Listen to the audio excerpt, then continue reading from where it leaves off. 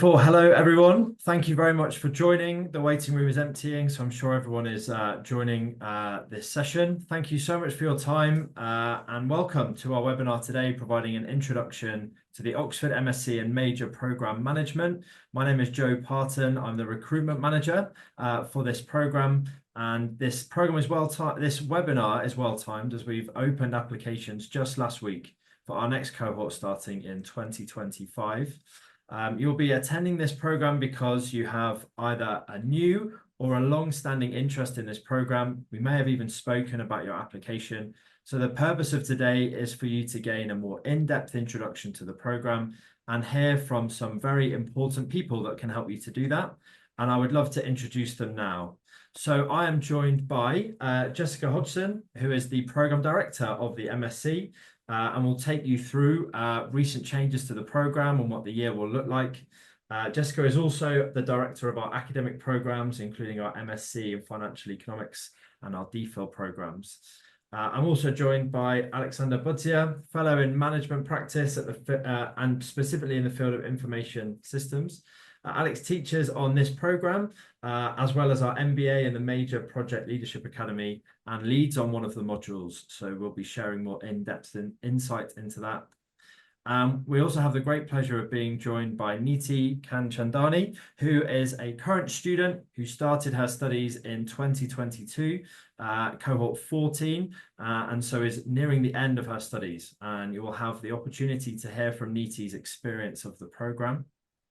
This is an interactive session, and after a short introduction to the program, we will be opening it up for questions to our panel. You can use the Q&A function to submit your questions, and we will do our best to answer as many of them as possible. But thank you so much to the panel that will be introducing themselves properly in a moment.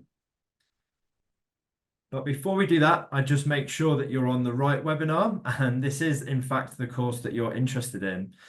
So our MSc in Major Programme Management is a 2-year part-time programme delivered by Side Business School at the University of Oxford. The next start date is October 2025, and so that will then take you to October 2027, if you can think that far ahead. This is a part-time programme, which means that most students will be working alongside completing this course. And that's actually very important because it's a practitioner program. And so it's essential that we're drawing from the lived practical experience of those in the class.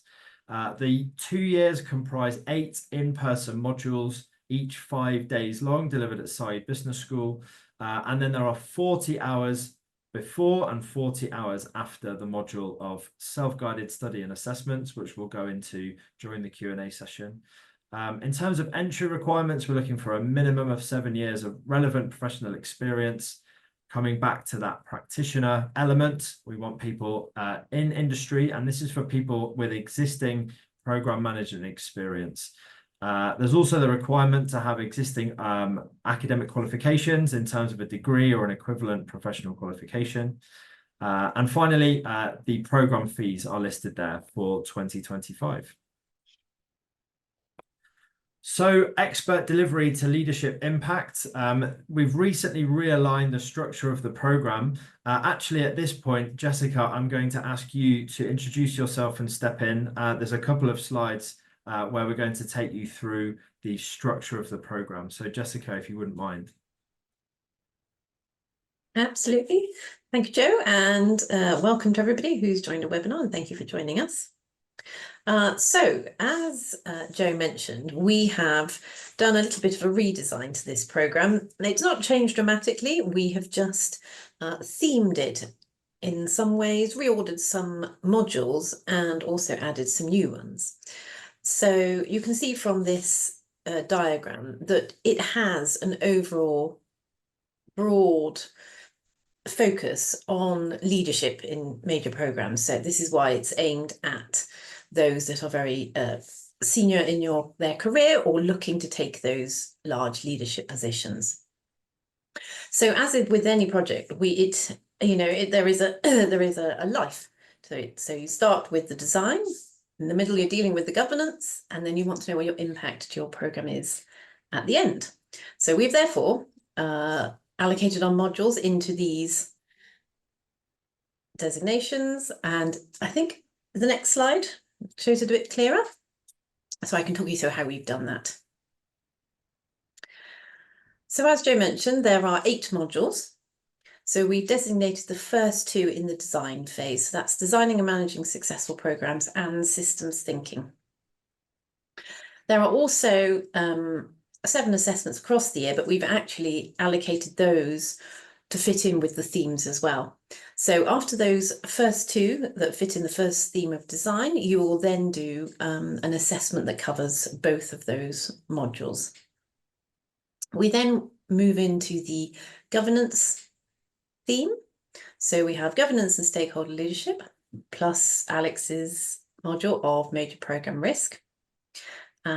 So with those 2 together, those are then assessed after those, and it is assessed across both modules. And for that assessment, we are actually going to have, you're going to need to do sort of working groups, and there will be a requirement for some group assessment as well as some individual assessment, whereas the first one is just an individual assessment. Module number 5, research methods, actually stands alone, because this is where you are preparing for your dissertation, which comes at the end. So we go through various research methods, and so you can learn about how you might use them, and then that will help you decide how you will use them when you come to your dissertation. So that's more of a preparation module. So that one stands alone, and then it has its own assessment after that. We then move into impact, which covers the last 3, so strategic leadership and program performance, major program impact, and major program futures. And again, those are assessed at the end, and that's an individual assessment that comes after those 3. So the new ones that we brought in are program impact and program futures. So we're really excited about these ones, because these are going to be our really forward-looking ones. And we're hoping that we can bring in, the latest thinking and research every year as we run them, so they stay very, very current and fresh. And then once you finish that, which is in about the March of your 2nd academic year, you are then required to complete a dissertation. And that is then submitted usually by the end of August or beginning of September. Is that the last slide, or what's the next slide? Thank you very much, Jessica. That's really helpful. So the next slide covers a typical class profile. Who do we find in the course? So it's a very interesting and dynamic class profile. We average about 60 program participants. There's also a broad range of industry sectors represented. Traditionally, we have people, of course, working on infrastructure projects, but actually a major program or project can comprise all sorts of things. We're very proud of the diversity, 30 nationalities on average represented, usually covering every continent on Earth. And the average 15 years work experience, if you times that average by the number of students in the class, then there's normally over a very significant several hundred years of work experience to draw upon in the class discussions. The average age 40 is one of the highest average ages of any program that we offer at Side Business School, reflecting the experience of the people in the class.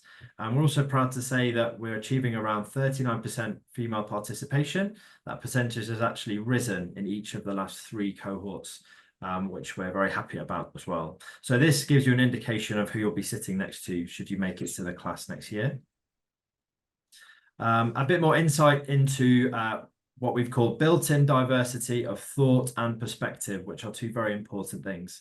So on the left there, you'll see where the average age of 41 comes from, but you'll also see that it's not exclusively for people in that particular bracket. We welcome people from just about the age of 30 and then right up to, there's certainly no upper age limit, and we certainly don't limit the amount of experience that we welcome into the class. We had a student in a recent cohort in their early 70s that provided a lot of brilliant insights. On the right-hand side, you can see some of the industries that are represented. Hopefully your industry is listed there. If your industry is not listed there, then that's even better, because you are bringing a new perspective to the class. A couple of more quick slides until we open up for Q&A. A huge advantage of Side Business School is that we are part of the University of Oxford, and we are in fact the largest department of the Social Sciences Division. So as well as attending a world-leading business school, you're attending what has recently been ranked for the 9th year in the row, the best university on earth. The University of Oxford is made up of colleges, and every student that applies will gain a college membership.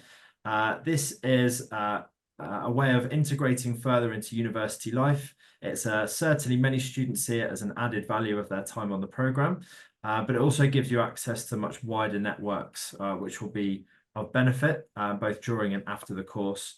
You select your college upon being successfully admitted, and there's a range of colleges to choose from. I'd be happy to take you through that more if we arrange the consultation after this. Finally, we usually get questions about the scholarships available, so a quick word on those. We offer some competitive scholarships, including 3 Directors Awards open to all applicants. You don't have to be a director, the name is slightly misleading, but this is for all applicants can apply for these. 2 scholarships for women and 1 Ruley Award based on academic achievement. Each of these awards cover 50% of the course fees for the successful applicants. And for the Directors Award and Women's Scholarships, you nominate yourself with a supporting statement that you include in your application. We inform successful scholars during the first and second application deadline if they've been successful. Okay, that was quite a lot of information to take in. So what we're going to do now is open up this session for a discussion with some questions. So this is a good chance, if you haven't already, to start putting your questions into the Q&A. I'm going to stop sharing so we have a better view of the panel that are present. Let's start off, shall we, with a question for Jessica, if that's okay. You've already provided an overview of the course structure. I wonder, we spoke about the class profile. Who are you expecting to see in the class in 2025? Are there any particular sectors, demographics, or perspectives that you'd like to see? I think not specifically, but I think there are some sort of general areas of interest that I think attract this kind of a program. So to give an example, it has historically been quite infrastructure driven. So those from the infrastructure industry that have come, because project management was originally grounded there.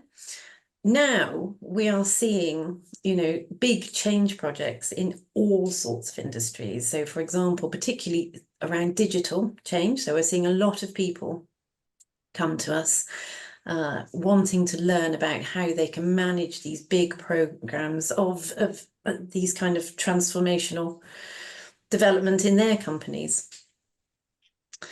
Excuse me, sorry, I've got a bit of a cold hanging around. So the sort of people that come to this program are those that are already very experienced and quite senior in their companies, or they are looking to take that next step that's going to expand perhaps their portfolio or the size of the program that they're managing. So the specific industry or the specific job doesn't matter. I think having a basic understanding of project management and understanding the terms, I think that really helps. But I think it's now in so many types of job that we are seeing applicants from a real diversity of industries and types of roles. We even have lots of people from, as the examples you gave, things like NGOs, entrepreneurs, because they are trying perhaps to scale up their own enterprise in that way. Fantastic. Thank you very much. Alex, I wonder if we could come to you next. When I speak with prospective applicants, many of them ask for an insight into who teaches on the programme, and you are one of our esteemed faculty. So you are representing the faculty which teach on the programme, and your module is halfway through, major programme risk. I wonder if you could just take us through that module, what it aims to achieve, and give us an insight into what one of those modules looks like. I think it's a very, well, you started off with the question of God, who is teaching on these programs? Well, people like me.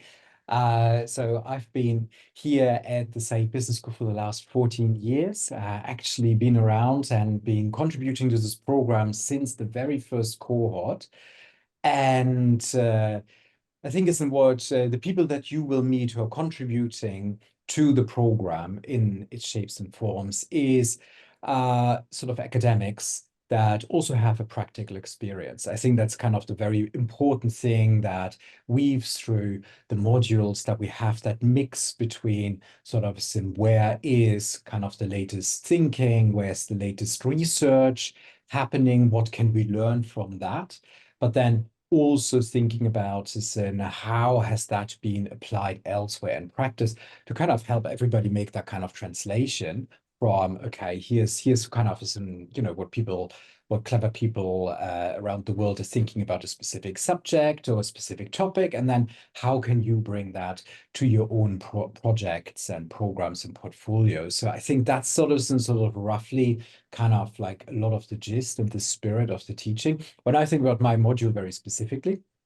we're looking at risks, so we're looking into all sorts of areas of better understanding the impact of uncertainties on our projects, and also very different ways of dealing with risks. So we're tapping into some underlying strong theories, whether they come out of systems thinking or the behavioral economics, and but also things like contract management to understand what does risk mean, what does uncertainty means, how can we lessen the sort of the size of the uncertainties, but also how can we deal with the impact of uncertainties. So that gives sort of a much broader toolkit and ideas that will come out of these discussions in the classroom and in the breaks when everybody's sharing their experience. As you said, it's right, everybody comes with a bag full of experience onto the program. And we're then often using kind of research findings, interesting case studies as a provocation to think about, okay, how could that work in the way what I'm dealing with? And then, you've got sort of course, the preparation, which is, catching up on the latest thinking in many cases, because it's a lot of written materials and a bunch of videos. And then there is the classroom discussion itself, where we kind of explore a little bit what's going on. And then there is the assessment. And for most cases, our assessments typically aim to bridge that gap between what was the discussion in the classroom, how can I reflect on that, and then also how can I make the connection to my workplace. So it is not just assessment for assessment's sake and saying, well done, you listened, but what have you actually done with the knowledge, with the ideas? How have you thought about them, maybe tried them out and tested them? So kind of, I would say, so, if you're looking at a module, that's sort of roughly what you can expect. But Niti can probably add to that of what actually happens. This is what I try to do when I'm there, but Brilliant. Thank you very much, Alex. And that moves very nicely onto Niti. A pleasure for you to join us to offer the student perspective. Perhaps you could cast your mind back to when you were in the position of our attendees today, considering this program. What brought you to consider this program, and what made you apply? Right. I think when I was applying for this program, I was barely just cutting the minimum experience required. I had 7 years work experience in investment banking, and I'm currently still working with investment banks. But along with my job and finance, I was supporting social impact in India. And at that time, my main goal was to transition from grassroots level efforts in India to influence systemic change. So having worked on the ground with the NGOs supporting marginalized communities, I realized that many impactful initiatives failed due to gaps in policy, governance, and project execution. And I wanted to understand how large-scale programs are structured and managed to ensure that they create sustainable societal impact. So MSc Major Program Management offered the perfect blend of theoretical insights and practical tools to address these challenges. Even though the nature of this course was academic, but it was completely relevant to what we were doing in daily life at our jobs. It also provided the credibility to engage with policymakers, governments, and international organizations, enabling me to drive the meaningful change in the areas of digital empowerment, which I was supporting the cause. When I had applied this, I think 3 years back, at that point of time, the reason I chose Oxford was also because of the conducive environment it supports for making a societal change. How Oxford supports social initiatives. And that totally made a lot of difference in terms of the engagements I had in Oxford from professors across, from the cohort, and helping me and develop insights into the project.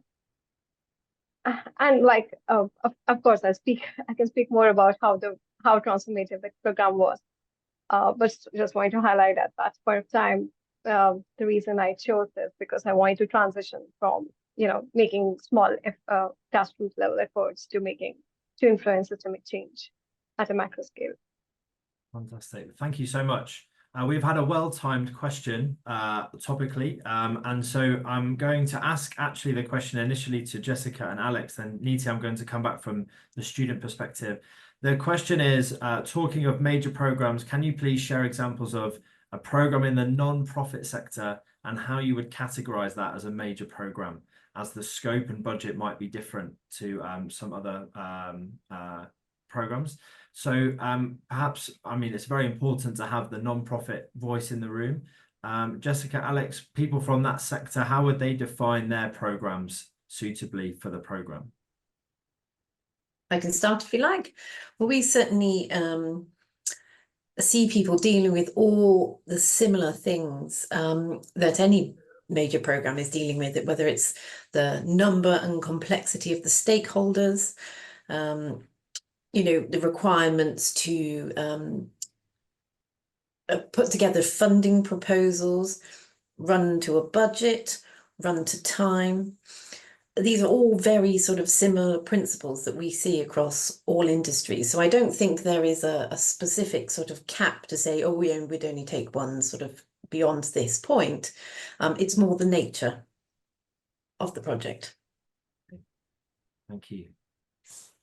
And yeah, if I can add to that, right? So I think it's sort of thinking about budget is not particularly helpful. When you're thinking about what are the large things that are getting done around the globe, if you're looking into, as Jessica said, oil and gas construction, resource extraction, mining projects, right? We're often talking about billions of dollars. But similarly, transformative impacts of projects or programs you see in other sectors with much smaller budgets. So I would always say, an IT project that is bigger than $250 million is gigantic and should probably not even be done. And same thing we see in organizational change. And if we're looking into NGO, sort of more social impact or developmental impact programs, and projects there, of course, the budgets, depending on what it is, right? If it involves some sort of infrastructure construction, it can be quite expensive, but often these interventions are relatively small and well placed. In the past, if I reflect on sort of who has attended this program in the last couple of years, we've seen people who have worked on, say, vaccination programs or other health intervention programs in emerging market and developing economies around the world. We also have seen people who more come from a policy perspective and actually thinking about how can they what do they need to know about major programs to make policy better, because they're already, while designing policy, thinking about how that then will be executed and implemented. So there's a lot of rich kind of like perspectives you can bring to these things. And as Jessica would say, we consider, there's this word major, and major typically is that these are not routine. There's a great variety of projects. They're often one-shots, so we're only doing once or one of these in a specific period of time, maybe in 10 years or so. So they're kind of important. They have the potential to deliver a tremendous amount of impact, and they are kind of difficult and challenging to deliver. And that can be through all sorts of reasons because, resources that need to be secured, funding, constraints, complexities involved, the stakeholder, politics, working across a diverse set of actors, complex supply chains, all of those kind of things that really drive the complexity or the difficulty of these projects. So that's kind of is what we mean by major. And kind of what we're focusing on is these kind of really the not so routine things in organizations, in societies that are organized as program projects and portfolios. Thank you. The person that submitted the question did so anonymously, but hopefully that helped you. Niti, alongside your role as a financial analyst, you've also been involved in digital transformation for an NGO. And so you have quite a good perspective of looking across both sectors. How has the program impacted both of those roles that you have? I was working with the NGOs, but because of my, as part of my master's thesis, I did a partnership with Ministry in India, Ministry of IT, and my thesis was on digital transformation. And I was pretty much able to identify all the areas of, like risk, which Alex's module teaches us, the risk frameworks, and I was able to apply those teachings directly to the policy and governance structure of Ministry of IT's initiatives and various other projects in India, which I felt like, if 3 years back when I was only working at a grassroots level at NGOs, I couldn't have been able to make a difference, at a policy level. Now having the credentials and the exposure of how the major programs work and how the risk framework should be, I'm able to use that knowledge to make a difference to policy. And I've seen that, people are much more open and asking views from me, which where earlier I didn't have a voice at working for NGOs and non-profit organizations. So, this course definitely changed. It opened a lot of doors. It gave me the right credentials to question the policy at the right place. Wonderful. Opening doors and providing you with a voice are two very profound things to say about the program. So thank you very much for sharing that. We've had a question from Juan Pablo Hoyos. Thank you for your question.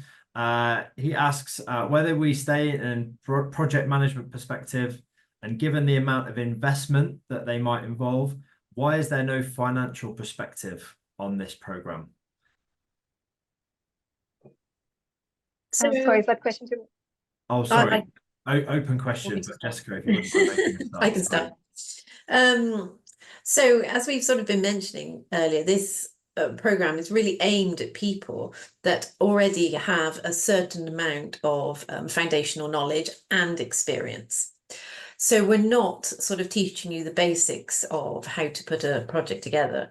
What we do is we are looking to help those people who are making, as I said, that next step up. So they're going to need to do more strategic thinking, that broader thinking, just like Alex said, of perhaps those more thorny, difficult, conflicting issues, rather than sort of the detail of the project, that much bigger, how do I deal with this and these things that are perhaps, as they like to call them, wicked problems that actually have no single solution. So that is the kind of thinking that we push you through as you go through this program, to try and develop those competencies to be able to manage those kind of programs. And sort of adding to that, right? So kind of some of the sort of, we're focusing really here, it's about leadership, as you saw earlier in Jessica's very first slide, of really thinking your role as a leader in projects and programs as a system. And so we're not going to deep dive too much into some of the financial or technical skills behind some of those things. So like project finance or accounting and so on. So we're more asking, sort of getting you ready to ask better questions once they come sort of to the level of the leadership, and evolving those kind of things. So when we're thinking about project finance, for instance, we are thinking then about is what does that mean when we have to manage project performance, or when we have to rescue projects? What do we have to think there? What's the link between project finance to governance? So how does, for instance, the way a project is financed influence the way we report things, and therefore what kind of discussions we have? So because often that, sort of is a bit of constraint and hindering. So we're focusing more on those kind of things than, say, for instance, calculating a WACC or an IRR or whatever you have, right? Or finding the best debt equity ratio for a specific initiative. So, but again, we will touch on that in a couple of things. So for instance, revisiting and critically analyzing a couple of investment decisions and thinking about this, could we have done better here? But how did this project end up in this space? What better question could leadership have asked, rather than, for instance, taking apart some of the more technical work that sits underneath these kind of things? Thank you very much. Niti, do you have anything to add? No, I think I was made to watch Jessica and Alex has said. Okay, well, Niti, staying with you, a lot of people interested in this program will be perhaps concerned about managing the commitments of the program alongside their professional commitments, their personal commitments. 80% of the class will also be traveling from overseas, so that's an added commitment. So how have you found these 2 years managing the program alongside your other commitments? Right. Time management was undoubtedly a challenge, but I approached it with a structured plan. I prioritized tasks by distinguishing between urgent and important ones and carved out a dedicated time blocks for my coursework. Leveraging the program's modular format, allowed me to focus fully on the academic work during on-campus sessions and while maintaining professional commitments between modules and managing to taking out time with structured plan. But support systems were also very critical. Like I received encouragement from colleagues and professors who provided guidance and flexibility when I needed it. Collaboration with peers from diverse sectors and programs, that definitely enhanced my learning. And we often shared solutions to common challenges, including like balancing professional and academic demands. So I think because of my rich cohort, I was the junior most person in terms of experience there, and I learned a lot from my cohort while they were managing so many of their priorities. I'm in finance, so my work too required working multiple projects, strategic projects. So that was the background. But definitely, just whenever I needed flexibility, I think I received that much more from the professors and the program director. Thank you very much. Brilliant. I wonder, Alex, could I ask you about your specific module? Because there's the commitment before for pre-reading and preparing for the module, then there's the 5 days in Oxford, and then there's the commitment following the module, including an assessment. So could you unpack what that would look like in terms of what you'd expect from the students, first of all, to prepare for the module, and then what you'd expect afterwards? Yes, indeed. So sort of the preparation phase, so to speak, for each module includes pretty much it provides a good baseline.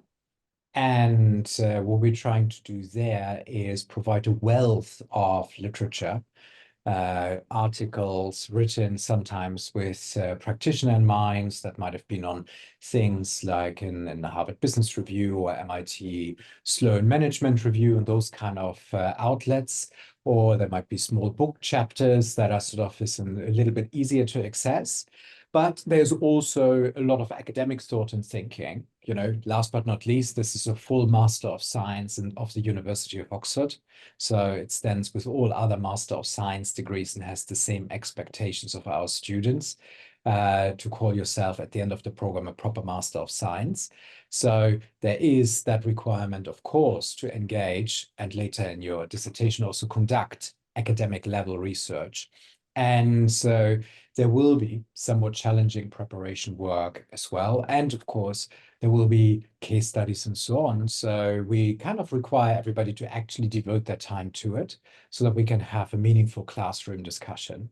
And that is, so that's kind of what we're expecting to happen there. But again, sort of we're providing typically a wealth of information, and really what we like to see, and I think that's one of those things that will set students up for success. So if you're thinking about this, is a little bit of those kind of study skills, because there will be way more than you could possibly read. And you need to understand, sort of skim read things, dip into some things and others, and actually sort of understand and sort of focus your own structure, your own preparation in a way around that material of identifying as, where do I want to dig deeper? Where do I want to get lighter on some of those things? Because, I might have already a lot of experience in this field. So that's kind of how we put it together to also help, particularly with all the big group coming from a variety of backgrounds, a variety of experience, a variety of prior programs, certifications undertaken, etc., to sort of create, well, a good basis, a good jumping off point to then have the really good, insightful, and deep classroom discussions. And then afterwards, when we're thinking about sort of the assessment in itself, sort of typically these assessments are around sort of, so some of the longer ones about 4,000 to 6,000 words now. There's some shorter assessments. There's some self-reflective assessment about your learning journey going forward. A lot of the assessments are about sort of taking concepts forward and exploring how they work out in practice. So creating your own case studies by using what you have learned in real life. And so there's kind of a mix in the assessment itself. We do see sort of, so I think it's in our 20 hours. I think over the years we have honed that in now, that we kind of stay in that kind of budget. We definitely don't go over it, because we know that it would be not particularly helpful to anybody involved. And so it's kind of that kind of like, thinking about it, then talking about it, then seeing if you can apply it kind of cadence of those kind of 3 elements in each module. Thank you very much. Brilliant, really insightful. Thank you. Jessica, do you have anything to add on the time commitment over the course of the year, and perhaps the support that might be available? Yeah, certainly. I think probably Neeti could talk about this. It always surprises people that it's more than they think it's going to be, and you do have to have, make some space in your life to be able to fit it in, because it does take over your life for your 2 years. But in an enjoyable way. So I think people often talk about making sure they have support from family and friends to come and do this kind of thing whilst they're trying to balance their lives of working and, doing a degree as well.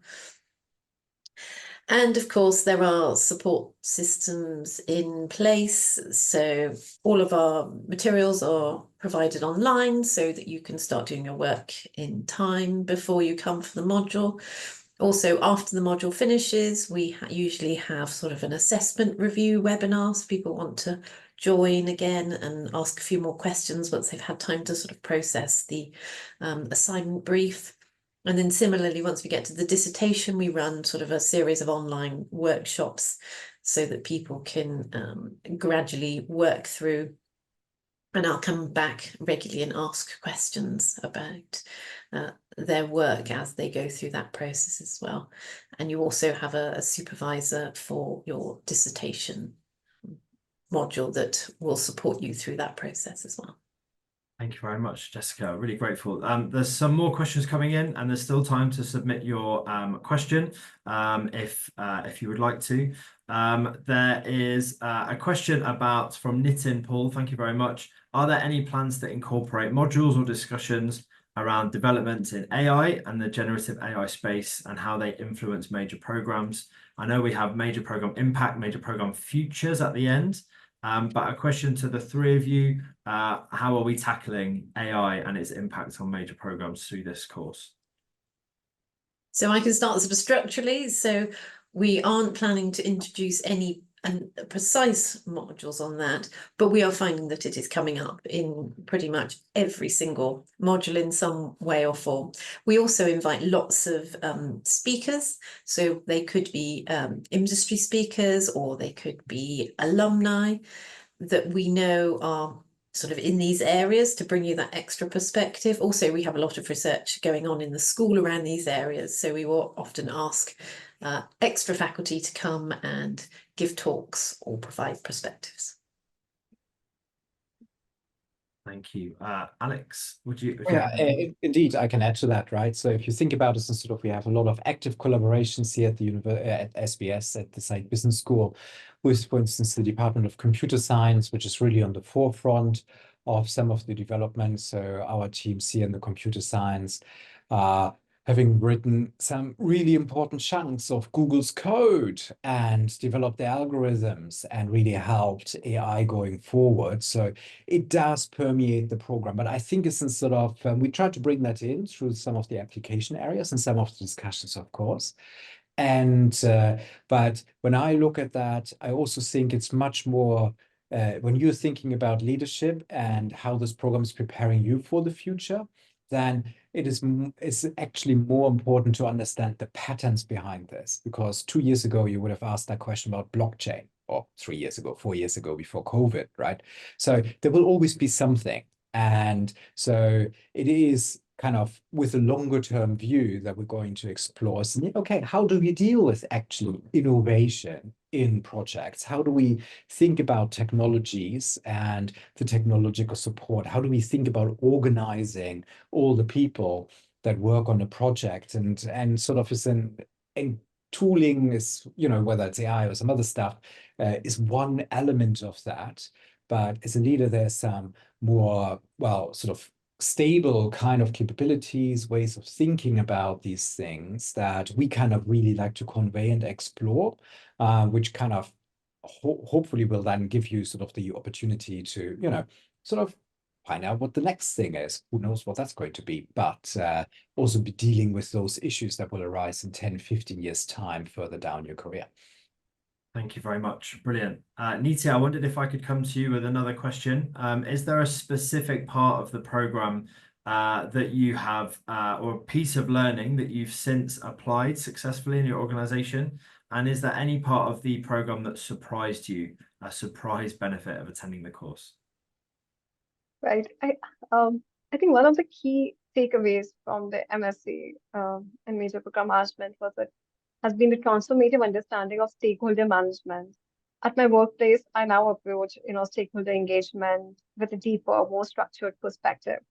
So working in financial planning, strategy, I've worked with many in these roles at investment banks, and I often manage complex cross-functional projects with multiple stakeholders who have diverse interests and objectives. So this program's frameworks allowed me to map these interests more effectively, align priorities, and build consensus to ensure smoother execution of strategic initiatives. For instance, I use the tools from the program to clearly identify potential conflicts among stakeholders, develop a shared vision, and drive alignment. So this led to more cohesive decision making, and ultimately improved my outcomes of all the projects. And in addition to the stakeholder management, I think the module on the risk management from Alex was a revelation to me. It reshaped how I view large projects, whether in my organization or in external collaborations. I began to see that identifying and mitigating risk early in the project lifecycle was how critical it was to its success. And so this perspective was especially invaluable during my thesis project with the Ministry of IT, where I was very preemptive in identifying the risk. And that project involves implementing a digital transformation for a country, for public services, and a high-risk endeavor with multiple moving parts. So I think I was able to apply the risk frameworks I learned, and was able to preemptively address those technological adoption barriers. So that was for my project. So what's exciting is that these deeper frameworks, whether in stakeholder management or risk mitigation, are not confined to specific projects. I find myself applying them everywhere, from my professional responsibilities to social impact initiatives. They've enhanced my ability to observe, analyze, and manage complexities at both macro and micro levels, and making me far more effective and driving impactful outcomes. That's brilliant. Thank you so much. A very comprehensive set of skills that you've gained that you can apply in various different ways. So thank you. We have a question which I'm going to direct to Jessica. A lot of people on this call will hopefully be considering making an application for next year. And Deng Sun has asked, what qualities or experiences are you looking for in successful applicants? So I think it's sort of quite a broad range of skills that you we imagine would have developed by this stage in your career. So we do look for academic achievement because, as Alex mentioned, this is a full master's program, and there is a requirement for quite a strong academic writing and production of writing in your assessment and in your dissertation. And it's, as we've said a number of times, it's that amount of work experience and the right type of experience. So it has to be around managing these complexities and having that, being in that place in your career where you're thinking to broaden your experiences, move up, take on more. So I think the actual sort of qualities we see translates to things like being able to be open-minded to look and take on other people's views and how you can translate that and perhaps use it in your own industry. I think there is a value in the sort of the critical thinking when there's, a framework is introduced to you, can you think of the pros and cons, how it might work here? Is this what I've seen in my industry? And I think it is that wanting to participate in the conversation that's going on at the moment in, good practice around program or portfolio management. So I think it's that kind of willingness to come in and learn and show that they want to, move forward with their experience and take this knowledge with them back out into industry. Thank you very much. I hope everyone on the call found that helpful, but particularly Deng, thank you for the question. And Nita, I wondered if I could ask you a question. There might be some people on the program who are in a similar situation to you where you have only just reached that point in your career where you met our selection criteria. And there may be some people that are feeling that they're not ready to apply. Perhaps they are feeling intimidated by Oxford, by an MSc of this level. You are now successfully completing the program. So what advice do you have to those people that perhaps are wavering and wondering whether they should press on with their application? Right.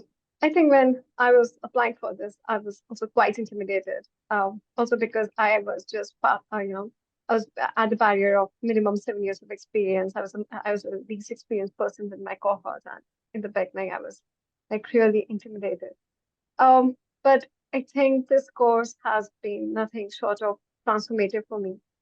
It totally changed the trajectory of my career, like forward looking in the aspects that I was looking for. So I would definitely encourage everyone to apply for this program. It has immense potential. The engagement that I received across from the cohort, from the professors, it totally changed the way how I think, how I operate, and everything that I'm going to be taking up in the future. This course will have a major impact in the way the way I view things now. Thank you very much. Brilliant. I'd like to leave some time at the end just to run through the application process, but we have a little bit more time for some questions if anyone has some final questions to submit. I wondered, though, we have 3 great perspectives in this panel. And one thing that's unique about this program is that it's positioned with the Side Business School and the University of Oxford. And I touched upon that uniqueness. And so I wondered if each of you in turn could speak about what in your mind is the benefit of Oxford. Why Oxford? Should we start with you, Jessica? Yeah, certainly. So I think, again, we've touched on this slightly a few times, that we have access to all the expertise that are across Oxford. It is a world-leading research university, and we try and make use of this. So we have certain modules. We have people maybe coming in from engineering and thinking about programs from that sort of systems perspective. We have in some modules, we have people who are thinking much more around sort of social impact and things like that. And I said we also try and take the students out and bring people in, so that they're getting that real exposure to the delights of the academic sweet shop, as we call it here in Oxford. There is almost too much to do and too much to see. So we try and give that a bit of a taste of that experience. Thank you very much, Jessica. Alex, I wonder, why Oxford for you? Why Oxford? Well, there's two reasons. Well, it is the space of research and major programs. So sort of in the broad spectrum that we're looking at, it is unrivaled, and there's no other place to really dive into the subject with the massive amount of research evidence that has been produced here and the team that has been assembled. So that's obviously one thing. I do think it's in that sort of academically, you will come to the world leading institution that looks at that particular kind of thing that is a major program, a major project. And with that comes also a great experience of actually having been really good at having those kind of discussions in the classroom and conveying those ideas, since we have been engaging now with hundreds, if not thousands, of students from all over the world in all sorts of contexts and making this relevant to them. And then, of course, there is the beauty of coming to Oxford and spending time here. There's also the interesting beauty, as Jessica said, right, where it's a kind of that intellectual engagement. You know, Oxford is this wonderful city where it is full of intellectual curiosity, and all these resources are available to everybody who is a student here, from our very old libraries to our research collections. And then, of course, everybody becomes a member of a college. And that is for graduate students where a lot of the social stuff is happening. So getting involved in things like the rowing or other activities that happen through college, the dinners, the talks, the discussion groups that happen there.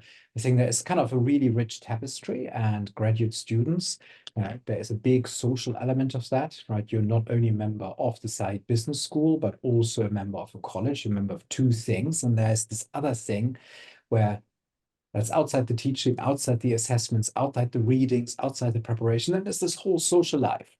And there's this very strong structures through the college system to really make sure you have a rich experience.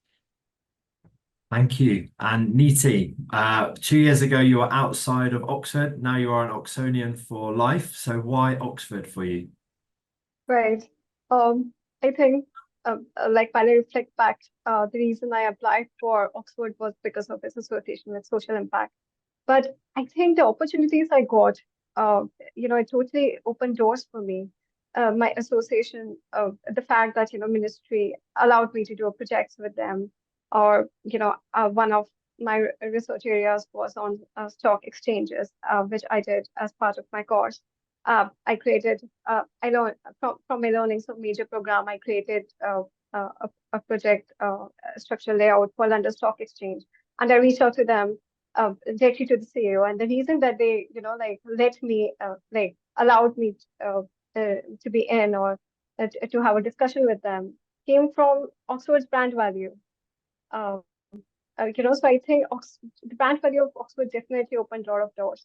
Apart from the kind of environment that Oxford supports, whenever I was working on any project and I found that some particular professor or a research person at Oxford was had an SME on it, I used to reach out to them, and they were very happy to help me, to advise me on my project or wherever I was working on. So.